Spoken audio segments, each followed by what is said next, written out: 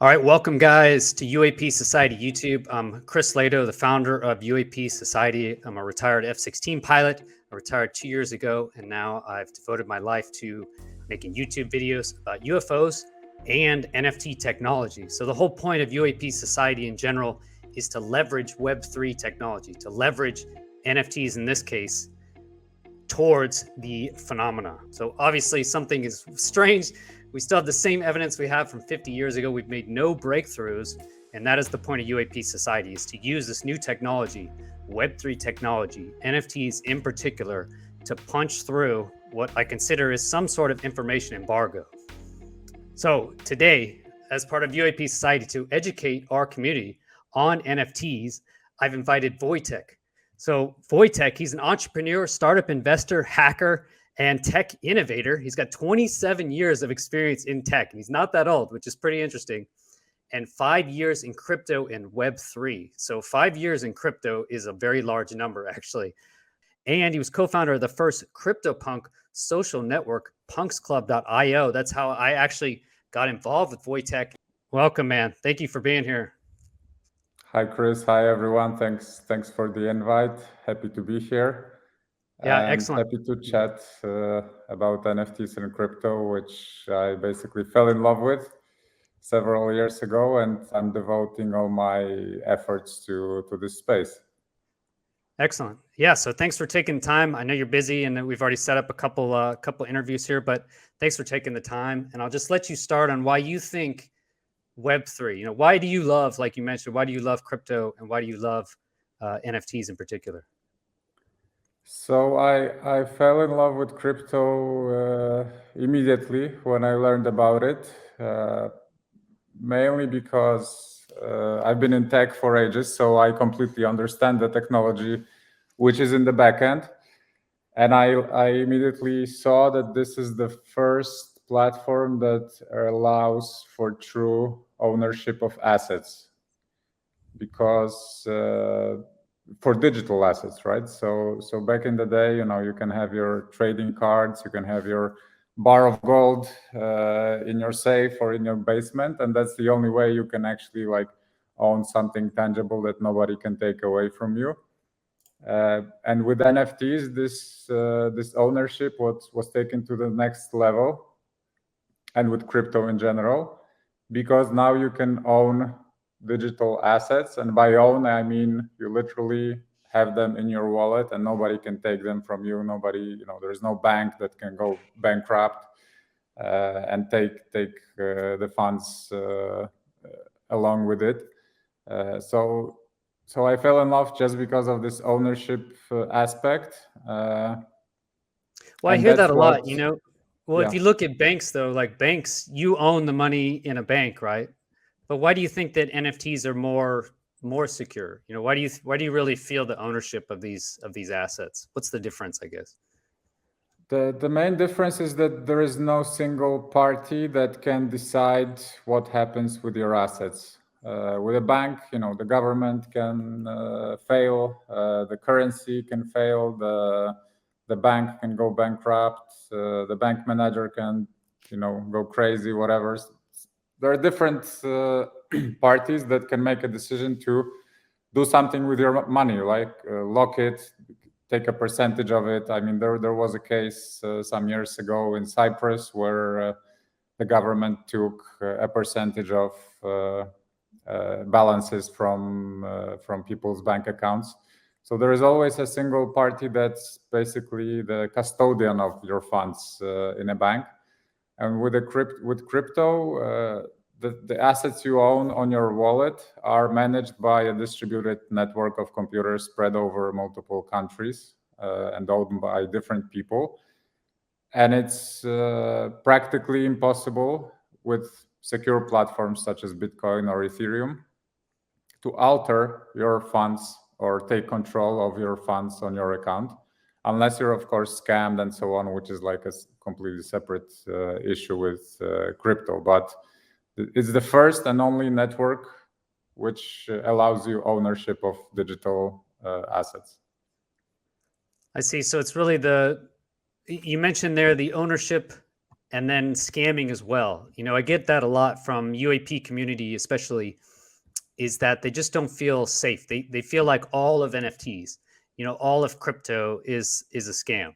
That's their general. As soon as they hear NFTs, the word that pops in their head is scam or insecurity. So I guess how do Yeah. you yeah, what do you think about that? It's more secure, but there's also the scam aspect. How do you consider this? Yeah, so I cannot blame people who feel insecure with crypto, people who get scammed. It's still very early in the space, and in any space where it's early and you have true ownership, you can easily be fooled into giving away your assets, or your assets can easily be stolen from you, because in crypto, when you do a transaction, there is no bank teller to call and complain that this was fraudulent and you want your money back. Let's pause this wire transfer, right? In crypto, once you do a transaction, it's final. There's no turning back. That's why it's a great space for scammers right now, because all the mainstream wallets and apps don't really support a high level of security, a high level of resistance to human error. So it's a place where there are tons of scams, and it's very easy to lose your assets. And this is because it's very early, and these tools haven't matured enough yet to protect people from all these threats. And this is going to happen over the next few years. I'm pretty convinced that tools which allow people to actually be secure in crypto are going to be like a big boom in the next several years, because this is the main missing link from huge adoption. Just like if you had a bunch of gold bars in a bag and you're driving around the city, you wouldn't probably feel secure, right? And those bags were like visible through those gold bars would be visible through your bag. You'd probably get scammed, mugged, and so on very easily. And it's similar in crypto now. So it's just about the space maturing over time and these tools being more and more easy to use and secure. But I guess it sounds like it's knowledge, right? Until you get the 100% foolproof, which I think is the exchanges. The companies that are stepping in right now between the customer and the actual funds, right? Because you mentioned there at the beginning is true ownership is right away I can move these assets, right? But now I see the exchanges, like in the US, you have crypto.com, you have Coinbase that I use as well. And so from my experience is that they provide more security, these exchanges. But I had issues with them where sometimes I couldn't fully control my assets. So I think what you're talking about is kind of already happening. Is these exchanges such as Coinbase are now bringing in some security, but they're taking their cut. So people are giving away freedom of assets in exchange for security. But what would you recommend to people now? So should they stay out of the space? Yeah. So those if you want to be in the space, you definitely have to have a ledger or use a reputable exchange. But these exchanges are still similar to banks, right? Because they are still the custodians of your funds. And Yes. the whole idea of crypto is for you to be your own custodian. So you storing it on a ledger wallet, for example, where you are the only one who can transact with those funds. If you send your funds to Coinbase, Coinbase can also transact with your funds at your request, apparently, unless they go bankrupt or unless there is some bug or, unless many different other things happen. But still, those funds are held by them, right? So the whole idea of crypto is for people to actually own those assets and hold them on their own ledger. But then you have to learn a bit about the space, learn about the tools, be extra vigilant to avoid all kinds of scams. And just going back on the issue of scams. So one thing are the scams where people can steal funds from your wallet, but another issue are scams in the form of NFT projects or cryptocurrencies, tokens that are run by people who are only doing it to get people to buy in and then run away with the money. And that's a side effect of the freedom that comes from crypto, because there is no centralized exchange like the stock exchange, where there are 9 to 5 or trading, right? And then on the weekends the stocks are off, and then if something unusual happens, the trading can be paused, right? In crypto, anybody can create their own stock, being the crypto token. Anybody can list it on a decentralized exchange such as Uniswap, and then anybody can buy it and sell it, right? So that's a place where on one hand it's a complete freedom of innovation and creation, because people can try new things that weren't possible before. But it's also a good space for scammers, because since anybody can create a token, scammers can do it too. So in order to safely move in the space, you really have to be vigilant and learn about it and so on, because the tools and the user experience is still not ready for mainstream adoption. But so you don't think the main user experience is ready yet? You think there still takes some knowledge, or there's some gap that's necessary? Yeah, definitely. You have to be aware how this thing works. You have to be familiar with the wallets. You have to be familiar with the standard ways that people get scammed. You have to do all this educating yourself before you actually jump in, because otherwise it's very easy to make a mistake. And here, transactions are irreversible. So if you make a mistake, it's done, right? There is no way to retrieve your assets. Exactly. So that's the point of this, really, is to try and educate the community of UAP society. So I guess what would you do initially? What is your, if you're going to give 2 key points of security advice to someone, what would you tell them? Never do this, never do that. What's your basics for crypto? What would you tell someone just getting into the space to get started? I think the best way is to start using it to actually learn these things. But what would you say to keep yourself safe? Well, first thing, you absolutely have to use a ledger. That's a hardware wallet which you connect to your computer. And you said ledger, right? I actually have a ledger, but it doesn't have to be an actual ledger device, right? I have one here actually.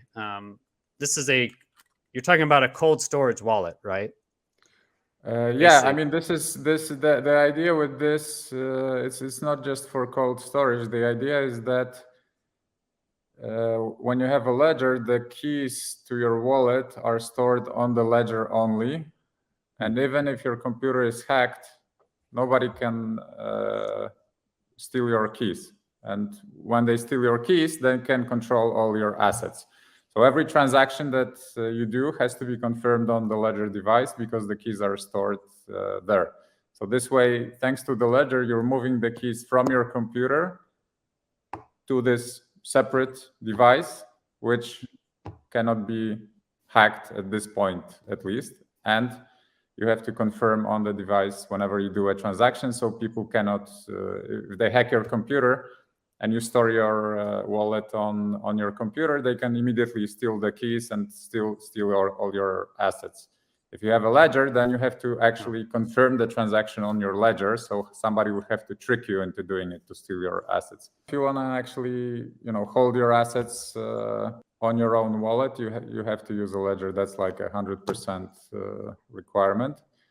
And then the second thing is to start with a reputable exchange like Coinbase, Kraken, FTX, Binance, one of the biggest ones.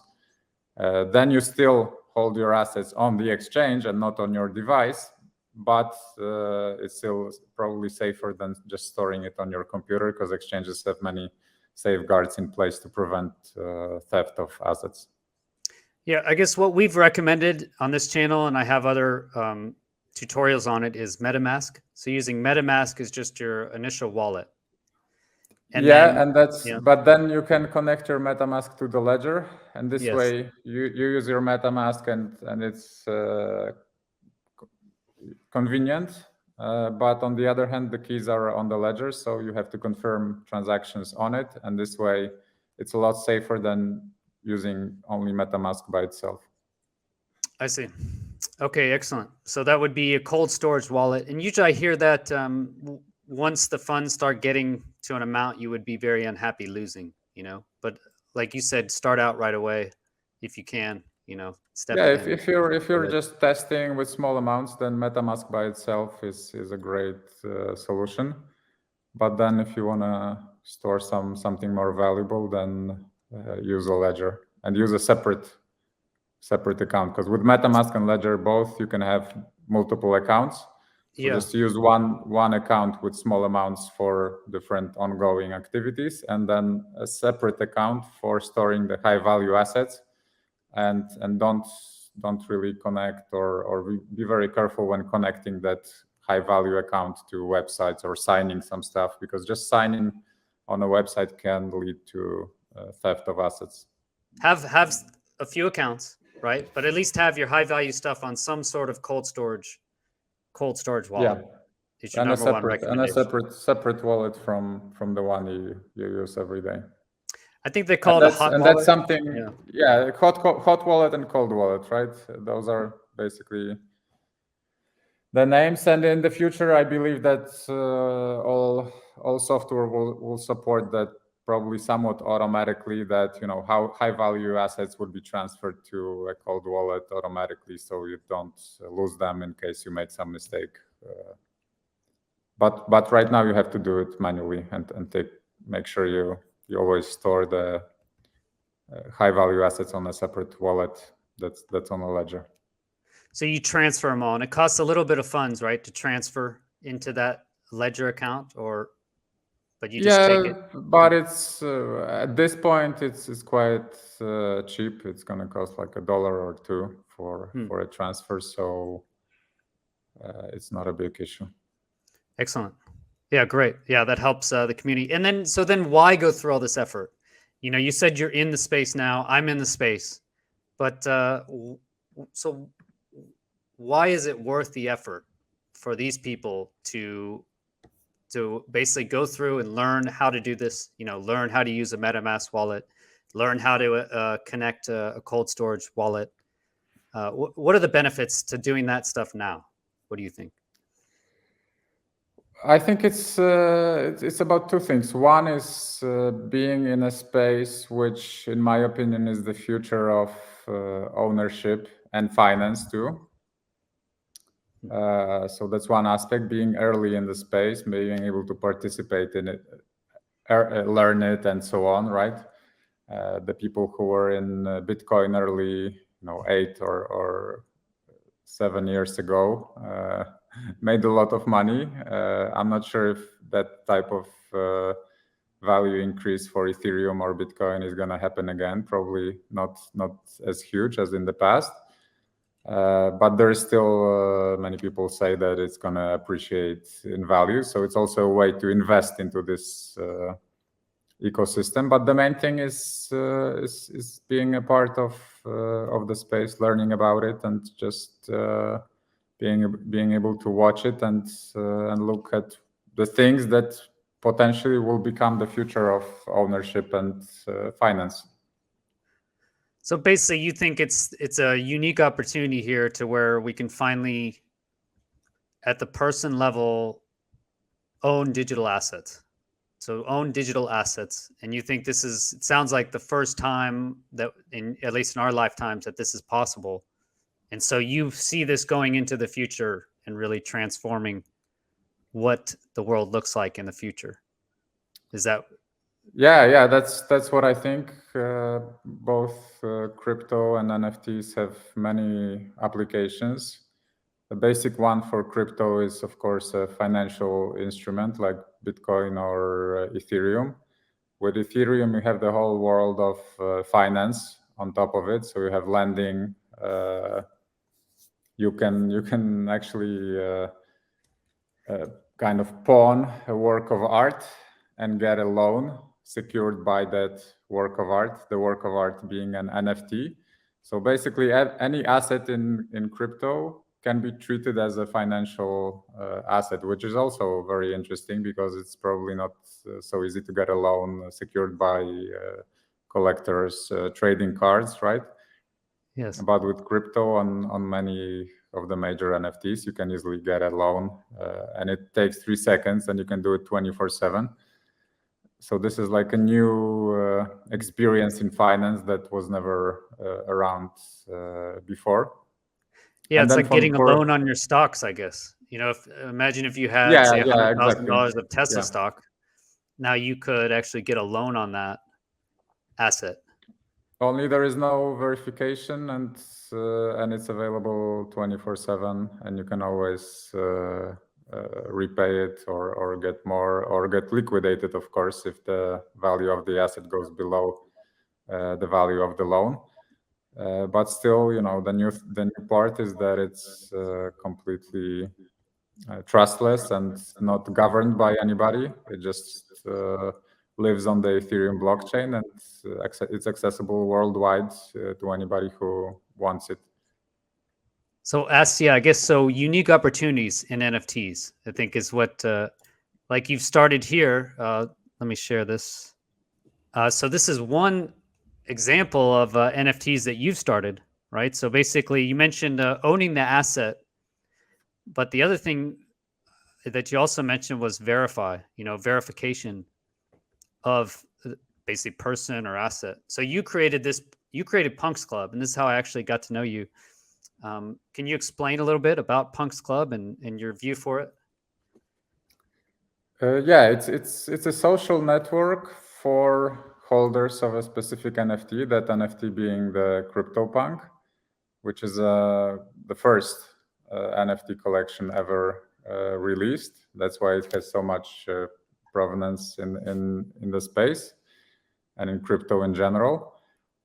And this is just an example of many of a side effect of NFTs, where the holders of a specific NFTs become a community, and this applies to most NFT collections. With CryptoPunks, you have holders who are very often were early in crypto, are doing different interesting projects of their own. So I just had the idea to launch a platform for these holders, to connect them, to get them together, to see what projects they're collaborating on, and to support each other. And this could work as well with your NFT collection, Chris, where the people who buy these NFTs, we could also launch a platform like that, and then you have basically verified supporters of your cause who are together collaborating and communicating to advance that cause, right? So this applies to many spaces and many causes. And the cool things about NFTs is that it's a unique asset which is guaranteed to not to be copied.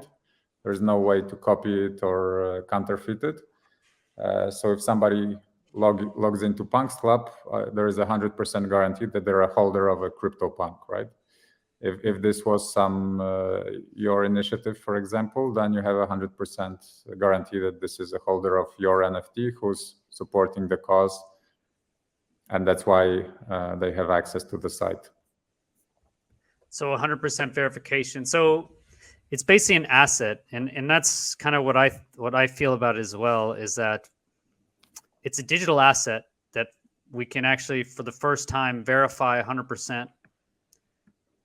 Trustless, if you will, but we can also use this asset now to do other things. I get asked a lot is, hey, Chris, you want to do UAP society, but why deal with the NFTs? Why add this another layer of pain in the ass, essentially, right? Why are you doing this to us? Why not just make a, GoFundMe, do crowdfunding, or just take, take donations? And my biggest point to that is, it just hasn't worked in the past. If you look in the past, there's other communities that have tried to look, to the Stars Academy. You have these companies that are trying to solve the phenomenon, the UAP problem, but there's no funding, right? It takes a lot of money to do all this stuff. And what I found is, if I just take donations, we can take that donation and do something with it, but the people at the end are not left with anything. There's nothing. There's no profit incentive. And I just think that profit incentive is necessary to actually break through this problem. So for me, the NFTs, like you just mentioned there, it's an asset. So if someone, instead of just giving cash to UAP Society, we'll obviously take it, right? We do have a GoFundMe. We made up a GoFundMe. But instead of just giving cash to UAP Society, they can do the same thing, give cash through purchasing an NFT. But now they own that NFT. They have that digital asset. They have that ownership. And now, like you mentioned, we can use that asset to build a community, or other communities can use it, right? Like you mentioned, you have Punks Club here, but you also created this Punks Den, right? You have your own project here. Yeah, the cool thing is that once you own an NFT, you're kind of independent from the collection's creator. So if you release your set of NFTs, sell it on the market, then the owners can come up with their own initiative, how to utilize those NFTs and prove ownership and verify ownership of it, set up their own site. I mean, I'm not associated with the people who created CryptoPunks yet. I'm running a site where I verify if somebody's a CryptoPunk holder, right? And I can freely do it just because of the openness of this system. And you, by releasing your NFTs, you're not just collecting funding, you're also giving people this kind of holding the NFTs like a badge of which people can present that they support this cause. It's an asset which they can display somewhere, right? You could put it on your Twitter profile. I think Instagram and Facebook just released the ability to showcase your NFTs. You can sell it. So with GoFundMe, you contribute your funds, and that's it, right? And with an NFT collection, it's an asset which you can later sell if somebody wants to buy it, right? Because many NFT collections go to zero, and there is nobody interested in buying them. So that's something you have to be cautious about. But if it's an ongoing project where you're actually taking care of the community and taking care of your collection and adding value to people, and things are ongoing and happening, then there is potential for this asset to be sellable if somebody no longer wants to be part of the community. And then you can give extra value to the holders, right? I don't know, invite all the holders to some sky watching together, right? Or I don't know what that value, or to a moon trip. That's right? Perfect. That would be great. Sky watching, rent a rocket to the moon. Events. It's a great idea. So there are tons of ways to use it, just because it results in you owning a specific asset and being, as a result, being a part of this community and being able to get future value from the asset if the owner of the collection and the community works on building that value. Yeah, that's what you mentioned, future value. And with a GoFundMe, right, with a crowdfunding, there's no future value. There is, like, you give the money, you hope to get some benefit. You're helping the community. But I feel like you can do the same thing. You can give the money. We will give you a digital asset now that you own, and you can use it forever. As long as the Ethereum network is working, this should be an asset. Like you said, you're not even affiliated with punks necessarily, like the actual CryptoPunk creators or people that created the project, but you're able to use an asset, a CryptoPunk asset, and build your own project around it. So cool. Yeah, like you mentioned, future value. It's definitely the Web3 is going to break through technology for the future. So thanks for being here, VoyTech. I think that's all we have time for today. Any last words where people can find you, or how they can follow you or support you? Yeah, if you have any questions or just want to connect, I'm VoyTech on Twitter, just like my nickname. You can find me there easily and message me there. So thanks everybody for listening, and feel free to connect if you have any questions. Awesome. No, thank you, man. And hopefully we'll see you again, and good luck with Punks Club and Punks Den. Thank you. Good luck with your community and efforts. Awesome. Thank you, man. Thanks for having me. Bye. Thanks for watching, guys. I learned a huge amount there talking with VoyTech. I used my ledger, updated it, put some more NFTs on there. It cost a few bucks, cost me around $3 to send over my NFTs. But once they get worth a lot of money, and you'll know they're worth a lot of money when you start worrying about them being gone. The bigger issue is going to come from scams, when people trick you into giving away their codes or connecting to faulty websites. And that's why he says be careful when you're connecting that hardware wallet. If you did like this content, please smash that like button and subscribe for future content. Thanks for being here, everybody. Have a great day. Peace.